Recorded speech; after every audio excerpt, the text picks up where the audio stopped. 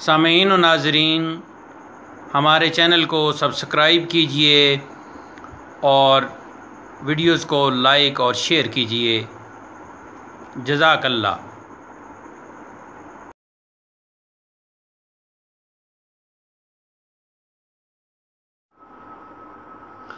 بسم اللہ الرحمن الرحیم۔ سامعین گرامی، ملفوظات جی بابا اٹکی رحمۃ اللہ تعالی علیہ کی اگلی قسط کے ساتھ ہم آپ کی خدمت عالیہ میں حاضر ہیں۔ اس سے پہلے 7 ظواہر تکمیل آشنا ہو چکے ہیں۔ آج کا مطالعہ ظاہرہ نمبر 8 سے شروع ہوگا۔ فرمایا، میں اکثر اوقات حضرت صاحب یعنی شیخ سعدی لاہوری کے چہرہ مبارک کے تصور میں رہتا۔ آپ کی مجلس میں لوگ مراقبہ کرتے، اور ظاہر ہے مراقبہ تو ادھر سینے کی طرف دیکھنا ہوتا ہے یا گود میں دیکھنا ہوتا ہے اور آنکھیں بند کرنی ہوتی ہیں۔ تو آپ کی مجلس میں لوگ مراقبہ کرتے اور میں آپ کے روئے مبارک کو دیکھتا رہتا، یعنی باقی لوگ نیچے دیکھتے، مراقبہ میں ہوتے، اور میں آپ کے روئے مبارک کو دیکھتا رہتا۔ ایک دن حضرت صاحب نے مجھ سے پوچھا کہ آپ مراقبہ کیوں نہیں کرتے؟ میں عرض گزار ہوا، مجھے مقصد سے کام ہے اور وہ مجھے حاصل ہے، اور جو کچھ میں آپ کے دیدار کی بدولت دیکھتا ہوں اور حاصل کرتا ہوں، میرے احباب وہ مراقبہ میں نہیں دیکھ پاتے، یعنی وہ مراقبہ میں بھی نہیں دیکھ پاتے جو کچھ میں آپ کے چہرے مبارک کو دیکھ کر حاصل کر لیتا ہوں۔ آپ نے فرمایا، یعنی شیخ سعدی لاہوری نے فرمایا، ہاں اسی طرح ہے۔ تو گویا مرشد کو، شیخ کامل کو اپنے مرید کی ایک ایک ادا کا اول تا آخر علم ہوتا ہے۔ بعد ازاں حضرت صاحب نے فرمایا، ایک دن میرے مرشد گرامی حضرت بزرگ رضی اللہ تعالی عنہ وضو فرما رہے تھے۔ جس وقت آپ اپنے پاؤں مبارک دھو رہے تھے، میں وہاں پاس پہنچ گیا اور آپ کے پاؤں مبارک کا دھومن، یعنی وہ پانی زمین پر نہ گرنے دیا، اپنے چلو میں لیا اور حلق سے اتار لیا۔ حضرت بزرگ علیہ رحمت نے میرے اخلاص اور عقیدت پر تعجب کرتے ہوئے سر مبارک ہلایا، گویا آپ نے ناپسندی کا اظہار نہ فرمایا، یعنی یوں کیا ہوگا کہ اس انداز سے، تو یہ یعنی کہ ناپسندی کا اظہار نہیں ہے۔ آگے فرماتے ہیں، میں نے جو کچھ پایا اس پانی سے پایا۔ سبحان اللہ، یہ عقیدت اور محبت کی۔ مجھے اس پانی نے ہمیشہ کے لیے زندہ کر دیا۔ اور آگے پھر قرآن مجید کے یہ کلمات پڑھے، وَمِنَ السَّمَاءِ كُلَّ شَيْءٍ حَيٍّ وَمِنَ الْمَاءِ كُلَّ شَيْءٍ حَيٍّ۔ یہ کتابت کی غلطی ہے، یہاں سما لکھا گیا، اصل قرآن کے کلمات ہیں وَمِنَ الْمَاءِ كُلَّ شَيْءٍ حَيٍّ، ہر زندہ چیز پانی سے ہے۔ تو یہاں آج کا موبائل کے دور کا بندہ، انٹرنیٹ کے دور کا بندہ اور سائنس کے دور کا بندہ اس بات کو، اور جسے اہل علم سے اور اہل دل سے اور اولیاء اللہ سے اور مشائخ کامل سے کوئی واسطہ نہیں، کوئی تعلق نہیں، کوئی رابطہ نہیں، وہ اعتراض کرے گا کہ یہ کیا بات ہوئی، پاؤں کا پانی پی لیا۔ دراصل یہ تصوف کی باتیں اور یہ روحانی باتیں اس طرح کے جدید دماغ رکھنے والے، کہ دراصل ان کا دماغ، انہیں کور دماغ کہنا چاہیے، کور عقل کہنا چاہیے، بے عقل اور بے دماغ کہنا چاہیے. وہ اعتراض کرتے ہیں اس لیے کہ جب وہ ہیں ہی بے دماغ، ان باتوں سے آگاہ ہی نہیں، ان رازوں سے آگاہ ہی نہیں، تو وہ پھر ان باتوں کو اچھا نہیں گردانتے. مگر جو اہل دل ہیں، جو اہل محبت ہیں، جو صاحبان معرفت ہیں، جو اہل اسرار ہیں، یعنی اسرار کے اور رموز کے جاننے والے ہیں، وہ اس طرح کی باتیں سمجھتے ہیں. مجھے اس پانی نے ہمیشہ کے لیے زندہ کر دیا. وَمِنَ الْمَاءِ كُلَّ شَيْءٍ حَيٍّ. پھر دوبارہ حضرت صاحب شیخ سعدی لاہوری نے حضرت بزرگ علیہ رحمت کی بات کرتے ہوئے یہ ارشاد فرمایا، جب حضرت بزرگ حرمین شریفین تشریف لے گئے تو میں آپ کے پاس ہوتا، آپ کے وضو کا پانی زمین پر نہ گرنے دیتا، بلکہ اس کو لے لیتا اور جمع رکھتا، اور جب پیاس لگتی تو وہی پانی پیتا. سبحان اللہ. میں نے وہ پانی کافی مقدار میں جمع کر لیا تھا اور ہندوستان میں بھی ساتھ لایا تھا. شیخ سعدی لاہوری فرماتے چنانچہ جب کبھی پیاس لگتی تو کام میں لاتا. حضرت بزرگ علیہ رحمت کے خلفاء و مریدین میں سے کوئی بھی اس راز سے واقف نہ تھا. ظاہر ہے باقی مریدین کو، باقی خلفاء کو پتہ چلتا تو ضرور وہ تبرکاً ان سے لیتے. تو اس ملفوظ میں یعنی ظاہرہ نمبر 8 میں جو کافی طویل ہے، بہت سارے ایسے نکات ہیں. کچھ ایسے ہیں کہ جو عام عوام الناس اسے نہیں سمجھ پائیں گے، لیکن جو اہل دل ہیں، جو اصحاب تصوف ہیں، جو راہ سلوک کے راہی ہیں، جو شاہراہ طریقت پر چلنے والے ہیں، وہ ان رازوں کو اور ان نکات کو اور ان پوائنٹس کو اور ان روحانی آبدار موتیوں کو خوب سمجھتے اور ان کی آب و تاب سے بہرہ مند ہوتے ہیں. یہاں تک حضرت کے 8 ملفوظات مکمل ہوئے.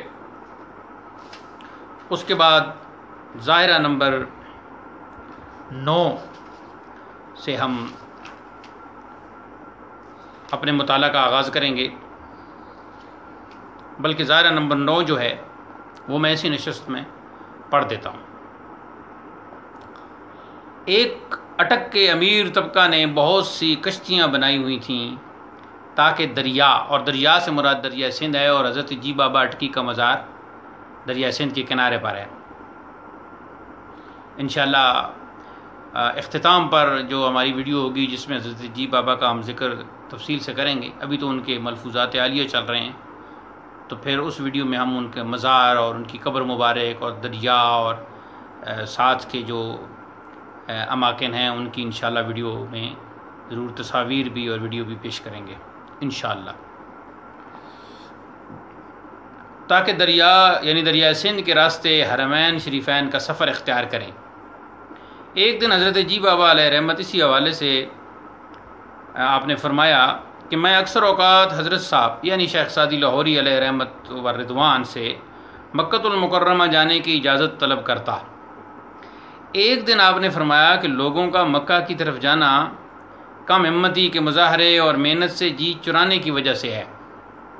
جو لوگ مکہ مکرمہ جاتے ہیں وہ محنت سے دور بھاگتے اور ریاضت سے کنارہ کشی کرتے ہیں. اگر وہ مکہ اس نیت سے جاتے ہیں کہ وہاں جا کر کعبۃ اللہ کا طواف کریں گے تو انہیں چاہیے کہ اپنے گھر بیٹھیں اور اللہ تعالیٰ نے اپنی محبت کا جو حصہ انہیں عطا کر رکھا ہے اس کے پیش نظر خوب محنت و مشقت اور ریاضت سے کام لیں، تاکہ مکہ یعنی کعبہ ان کے طواف کے لیے ان کے پاس آئے. سبحان اللہ. چنانچہ جب وہ اس مقام پر پہنچ جائیں تو اب ان کے لیے جانا نہ جانا برابر ہوگا، ان کو اختیار ہوگا کہ جائیں یا نہ جائیں. شیخ الاسلام ابو اسماعیل عبداللہ انصاری حروی قدس اللہ سرہ نے فرمایا کہ حضرت عباس بن محمد الجلال علیہ الرحمت فرماتے ہیں کہ حضرت ابو الخیر تعیناتی علیہ الرحمت نے مجھے کہا کہ گودڑی گلے میں ڈالے کہاں جا رہے ہو؟ میں نے کہا طرطوس اور بیت المقدس۔ فرمانے لگے کیوں نہیں ایک گوشے میں بیٹھ کر اس یعنی حق تعالیٰ کی طرف متوجہ ہو جاتے؟ شیخ الاسلام نے فرمایا وہ جگہ اور وہ گوشہ کہاں ہے جہاں تو موجود نہ ہو؟ اللہ اکبر، یعنی اللہ تعالیٰ کی طرف اشارہ کر کے۔ نیز شیخ الاسلام نے فرمایا کہ ابو صالح حدثانی جن کا نام ہارون ہے نے فرمایا کہ میں حضرت ابو الخیر تعیناتی کے گھر ان کی زیارت کے لیے گیا۔ فرمانے لگے اس وقت کہاں جانے کا ارادہ ہے؟ میں نے کہا طرطوس۔ پوچھا اس سال کہاں جانے کی نیت ہے؟ میں نے کہا مکہ مکرمہ جانے کا ارادہ رکھتا ہوں۔ میرا جواب سن کر فرمانے لگے اللہ تعالیٰ نے آپ کو ایک چیز عطا فرمائی ہے، آپ نے اس کا حق نہیں پہچانا اور اس کا خیال نہیں رکھا، اس نے آپ کو جنگلوں اور دریاؤں میں پریشان کر رکھا ہے۔ ابو صالح نے پوچھا اے شیخ آپ حج اور جہاد کی بات کر رہے ہیں؟ یعنی سوالی انداز میں پوچھا۔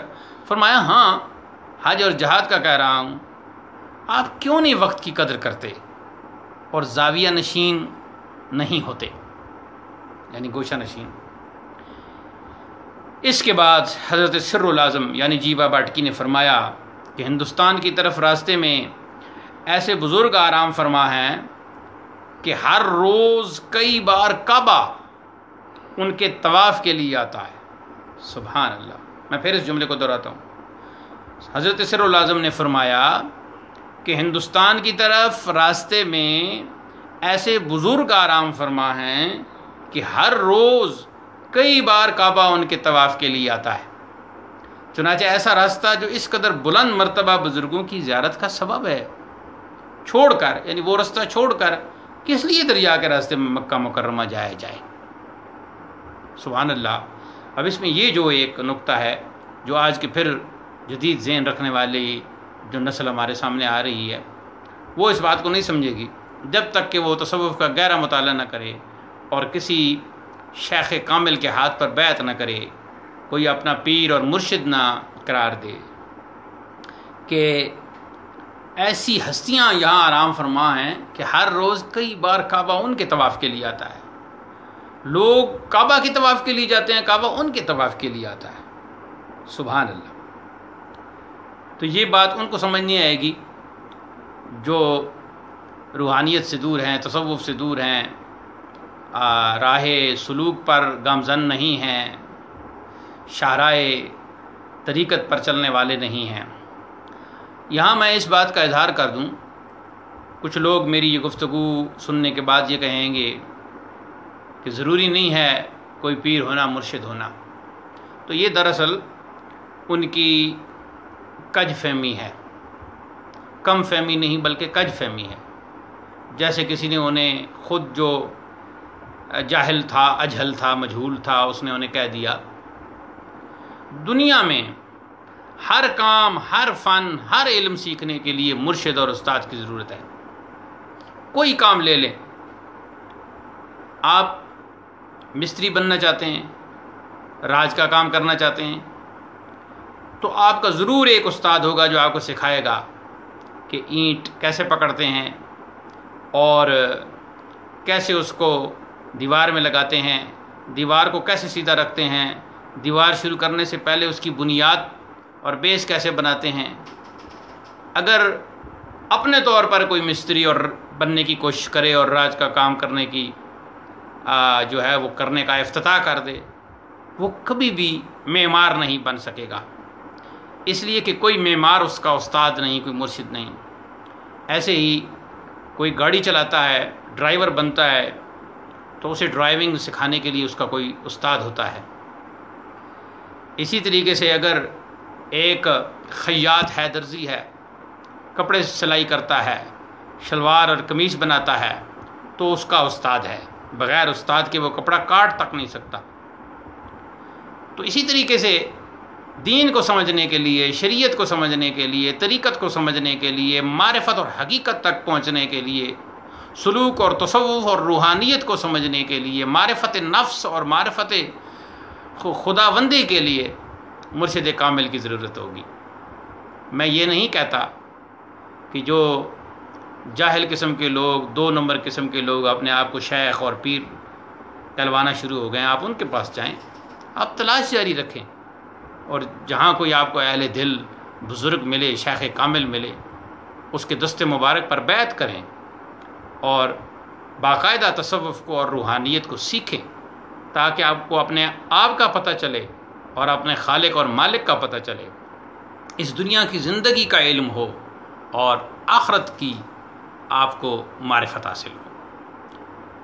خالق حسن و جمال ہمیں مشائخ کی محبت سے سرفراز فرمائے، اور جو اس کے نیک لوگ ہیں، اہل دل ہیں، صاحب دل ہیں، ان کی راہ پر چلنے کی توفیق مرحمت فرمائے۔